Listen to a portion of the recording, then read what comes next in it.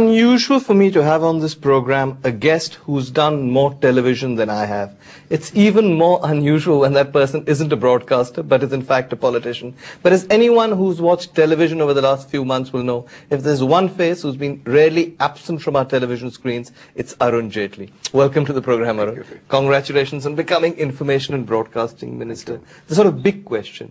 You're one of Delhi's top lawyers. You have a taxable income running into crores. In fact, you've paid income. Yeah. This is fair. No, you're going to look all modest. You're going to look all modest at this, but the income does run into crores. It's not entirely incorrect. That's a good lawyer-like answer. You're giving this up. You're going to become a minister. Why are you doing this? If this government lasts 5 years, you lose what, 20 crores? I don't know how much I'll lose. But why are you doing it? You see, some people have different facets of their personality. I've always been a political activist. Really? Almost for 30 years now.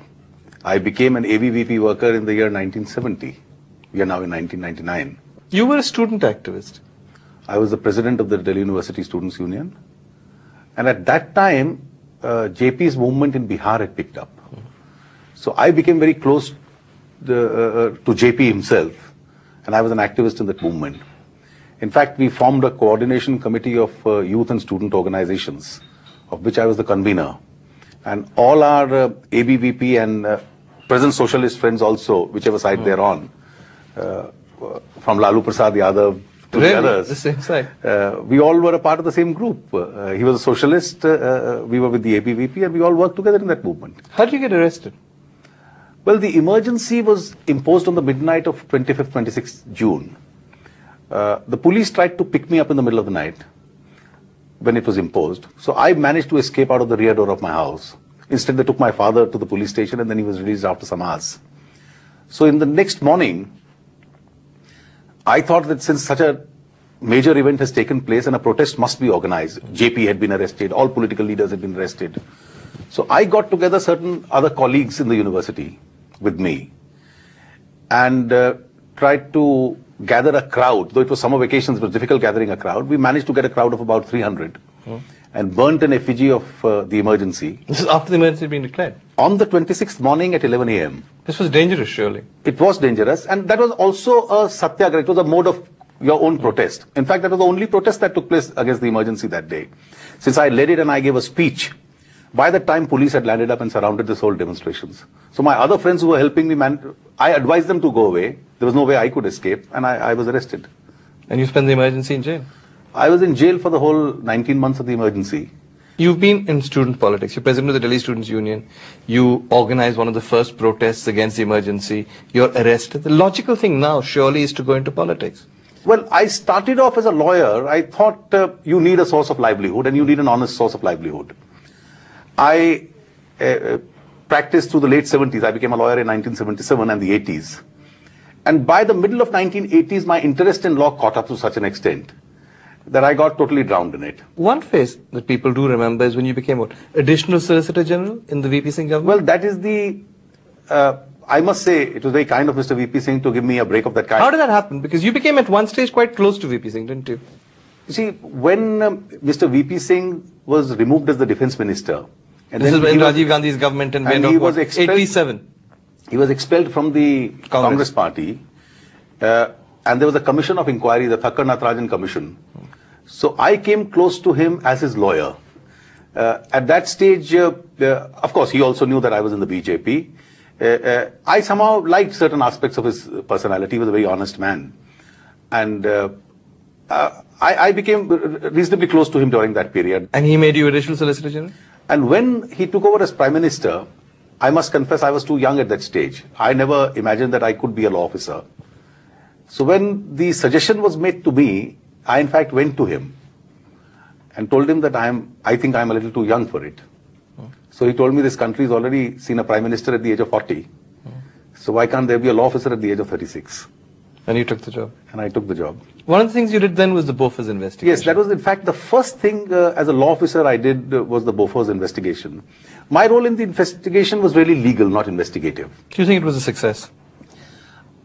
I think considering the fact that you are dealing with an area where you had to pierce the Swiss banking system, you had for bulk of the time an Indian government which was not very serious about the investigation. You had a very powerful set of accused who could stall the investigation. The power of truth really is that it has really come out on its own. Slowly but steadily it has come out. When the VP Singh government falls, obviously you resign your job. You then return to BJP politics. And yet you don't take a very active role. Why is that? No. I was always with the BJP. Even when Mr. VP Singh was the Prime Minister, my political loyalties have never been in doubt. I came back into the BJP, and immediately Mr. Advani was the president of the BJP. He put me on the party's National Working Committee, and I've been on it since then. You were Mr. Advani's lawyer in Hawala as well, weren't you? Yes, I appeared for him in the Hawala case. I argued in the lower court, and in the High Court and Supreme Court we had Mr. Jethmalani as our leader of the But the Advani case was the breakthrough. That's how Hawala ultimately collapsed. The Advani case was the breakthrough, and that is how the whole Hawala case collapsed. Who were your other clients? What kind of law did you do? You see, barring these few well-known cases of politicians, I love cases dealing with intellectual property. Give me an example. Trademark cases, patent cases, copyright cases. Why? It doesn't sound superficially very exciting. Why do you love it? It's of no media value, but in terms of sheer law, that's one branch of law which is the branch of the future. For example, these are new expanding areas in law. You have a company under a particular product. I decide to launch something in that name. Now you're wearing, let's say, a watch. Okay. I decide to manufacture a pen by that name. I use your watch's reputation. If I make a third-rate pen, I dilute its reputation. Now this is a very important expanding area of law which is emerging. So there were two Arun Jaitleys in that sense. Yes, there was a political Arun Jaitly who sometimes did legal cases that helped the BJP, but there was always Arun Jaitly, the lawyer who did intellectual property, takeovers or whatever. And there was one branch which I had a passion for, which was a mix of both. Which is? And in the last 15 years, in most cases, either as the first counsel or as the second counsel I've been associated with, most freedom of press cases. Give me some examples. You see, I became very close to the late Ramnath Goenka. I was his advisor. And during the 80s, the Indian Express was in the midst of all its political battles with the government. So whether when you try and demolish a newspaper office's building, is it merely a property case or is it a freedom of the press case? Press case. Right. You impose customs duty on newsprint. Is it only a commercial custom duty case or is it a freedom of press case? You prevent the cricket board from telecasting its matches.